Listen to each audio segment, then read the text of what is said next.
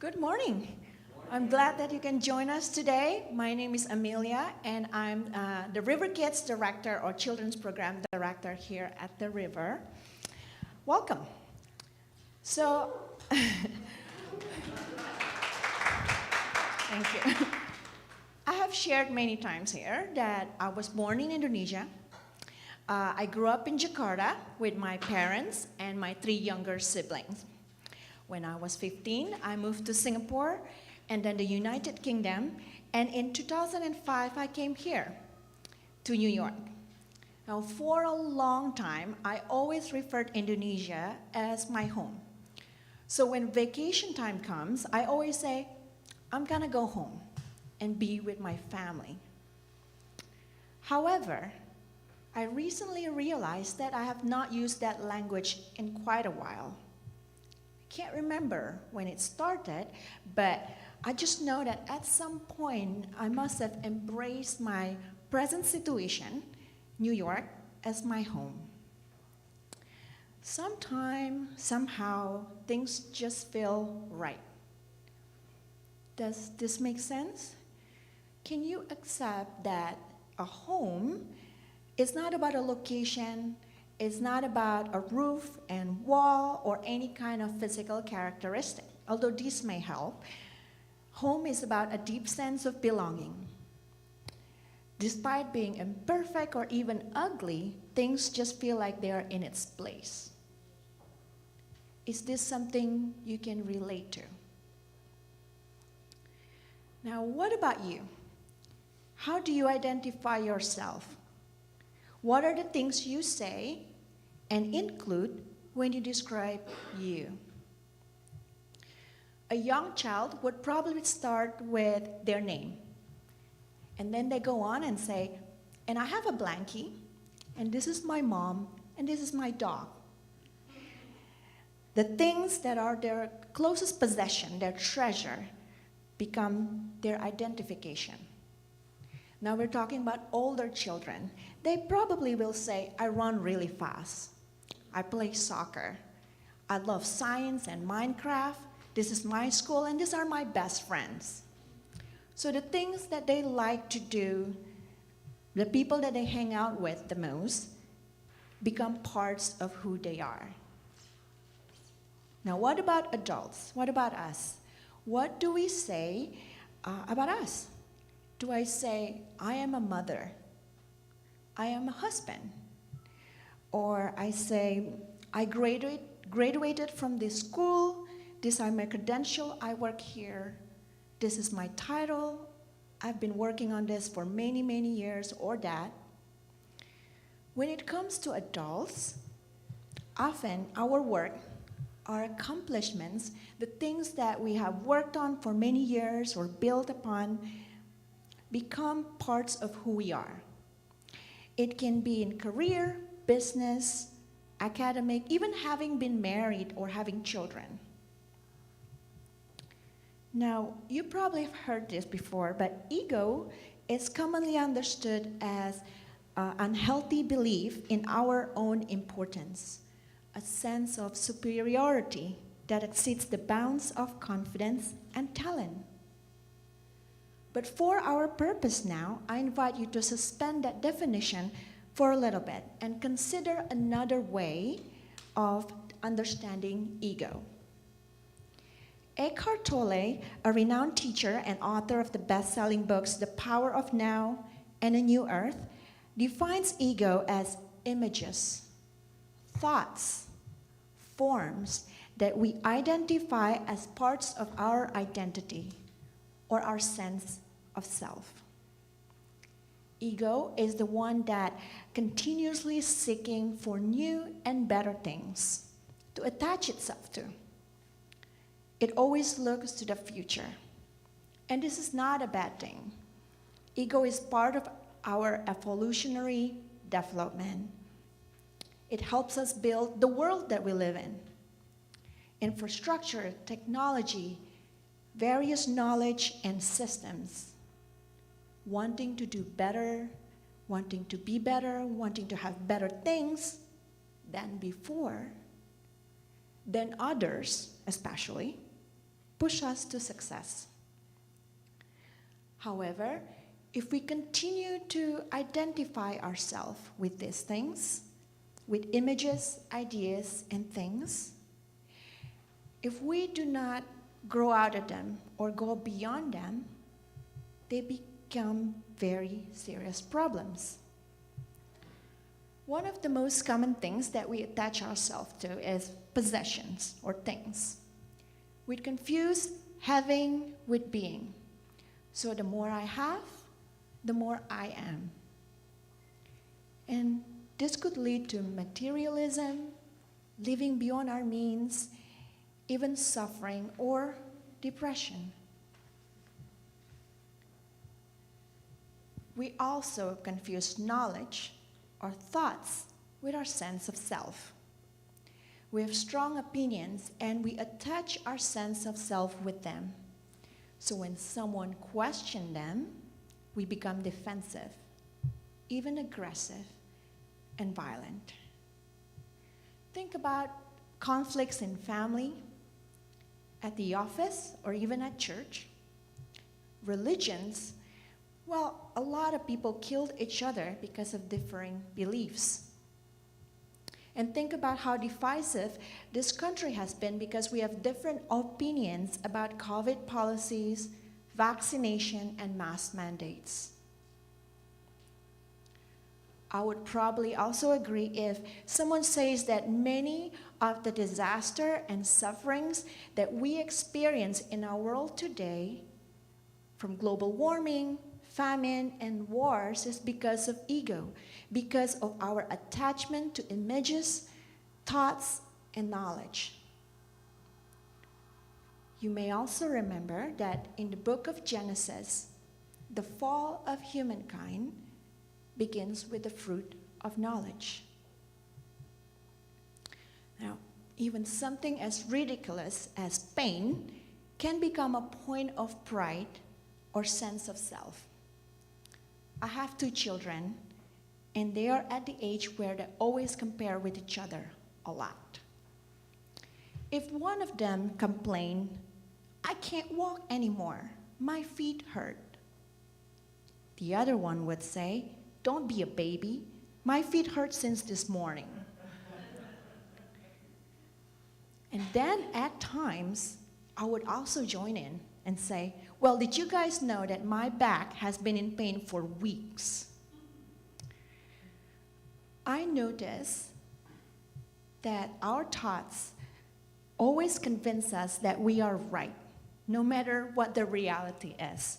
But if we can take some distance from them, we may be able to observe how exaggerated some of our thoughts are, even at times amusing and laughable. Talking about siblings and rivalry, I want to invite you to read this story together from the book of Luke, the parable of the Prodigal Son. Jesus continued, "There was a man who had 2 sons. The younger one said to his father, 'Father, give me my share of the estate.' So he divided his property between them. Not long after that, the younger son got together all he had, set off for a distant country, and there squandered his wealth in wild living. After he had spent everything, there was a severe famine in that whole country, and he began to be in need. So he went and hired himself out to a citizen of that country, who sent him to his fields to feed pigs. He longed to fill his stomach with the pods that the pigs were eating, but no one gave him anything. When he came to his senses, he said, 'How many of my father's hired servants have food to spare, and here I am starving to death? I will set out and go back to my father and say to him, Father, I have sinned against heaven and against you. I am no longer worthy to be called your son. Make me like one of your hired servants.'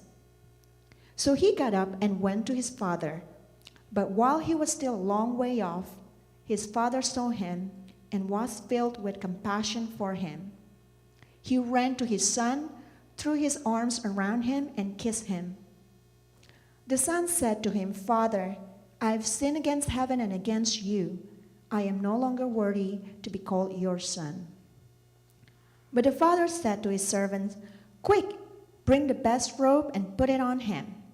Put a ring on his finger and sandals on his feet. Bring the fattened calf and kill it. Let's have a feast and celebrate. For this son of mine was dead and is alive again. He was lost and is found. So they began to celebrate. Meanwhile, the older son was in the field. When he came near the house, he heard music and dancing. So he called one of the servants and asked him what was going on. Your brother has come, he replied. Your father has killed the fattened calf because he has him back safe and sound. The older brother became angry and refused to go in. So his father went out and pleaded with him. But he answered his father, Look, all these years I've been slaving for you and never disobeyed your orders. Yet you never gave me even a young goat so I could celebrate with my friends. But when this son of yours, who has squandered your property with prostitutes, comes home, you killed the fattened calf for him. My son, the father said, you are always with me, and everything I have is yours. But we had to celebrate and be glad because this brother of yours was dead and is alive again. He was lost and is found. Traditionally, this story is presented as a story of repentance and redemption. There's an emphasis on the younger son, how he went wayward and sinned. But God will always accept us, no matter what we've done or how bad we think we are. And yes, God always has a room for us. But I'm not convinced about the title of this parable because I see this as a story of two sons who are both lost and alienated. Is it possible that Jesus was trying to say that whatever you think it is, the way to be totally full and content in life, to be truly at home with ourselves and God, is misguided? Some people may need to make the journey, pushing boundaries like the younger son, pursuing life in as many ways possible in order to realize that having more pleasures and treasures does not make us more alive or content. Some may identify themselves with the older son, with their abilities to do the right things, stay within boundaries, such as being good, responsible, productive, charitable, even kind. Yes, all of these are images too. They're ideas that we identify ourselves with. I, for example, relate with the older son. I'd like to believe that I am a capable and dependable person. So I tend to commit to many things and have a hard time saying no.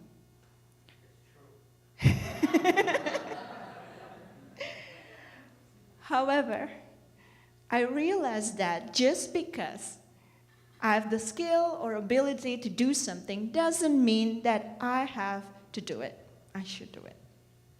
Because when I become overwhelmed or tired, I would feel disconnected and easily triggered. The true test if your ego has a lot of power on you is when people dismiss you, right? The older son felt dismissed. Do you even know what I've done for you? I'm clearly a much better son, yet you barely notice me. There was an article about an Asian man who was mistaken by his neighbor as a food delivery person. And this man was angry. And rightfully so. We have to be careful with stereotypes and assumption. But this is what he said. Do you know who I am?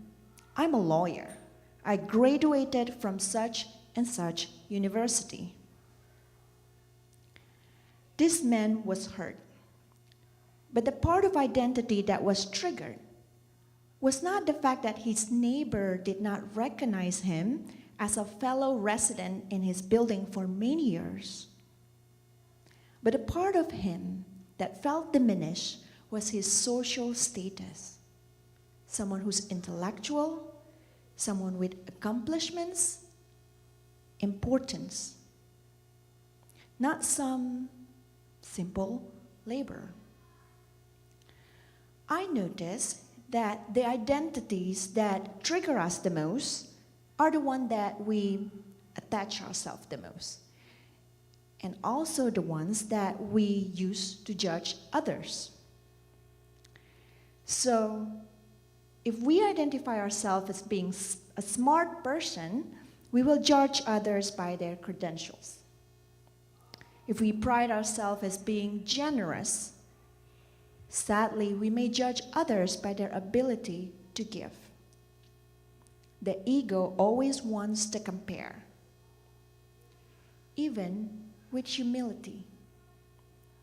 One may think in their head, I am a very humble person. Definitely more humble than these people over here. Do you notice also how the older son referred to his brother as this son of yours? When we put too much power into our images and identities, we end up distancing ourselves from each other because ego requires distance to accentuate that I'm up here and you're down there. Despite being in the right place, the older son felt alienated. He could not bring himself to join the group. He could not join in the fun and the celebration. He's missing out in so many ways. Big time. Just like a home is not about the walls and the roof, being fully at home with ourselves also has nothing to do with what we do, what we have, and where we are. Being at home is being in depth in our being with no attachment to forms or images, or mass, as Charles often refers to in his sermons. And in our formless existence, we are one with the source, with God. This story actually already reveals what we really need to know about who we are and who we are as. Always with God. And I believe this. I think we can never really be apart from our source because then we will not exist. A vine exists because of the branch. But we may come in and out of this awareness, even daily. When we are outside, we feel lost and disconnected, or distant and defensive, just like the younger son or the older son.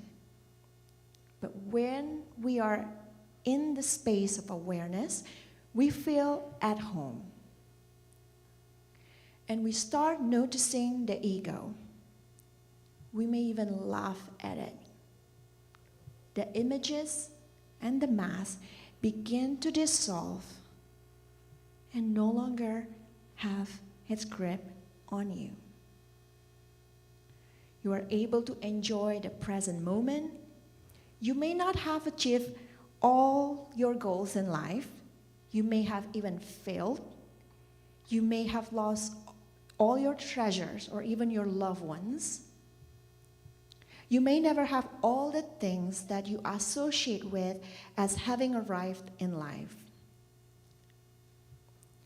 But you can still enjoy life in the moment.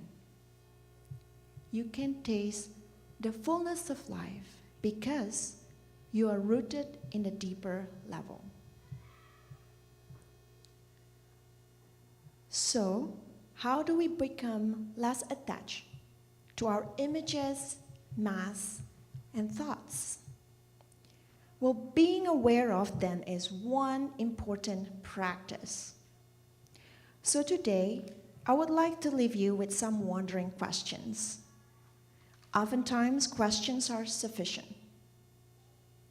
If we question ourselves enough, we will create moments of awareness. So, I wonder how you identify yourself. What are the things you say and include when you describe you?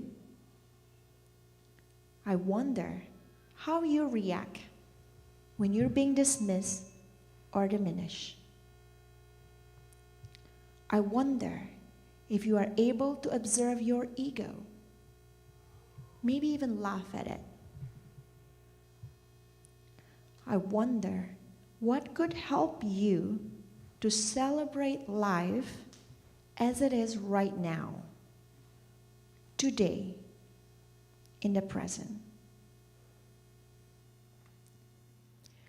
Thank you for listening. Let us close in prayers. God,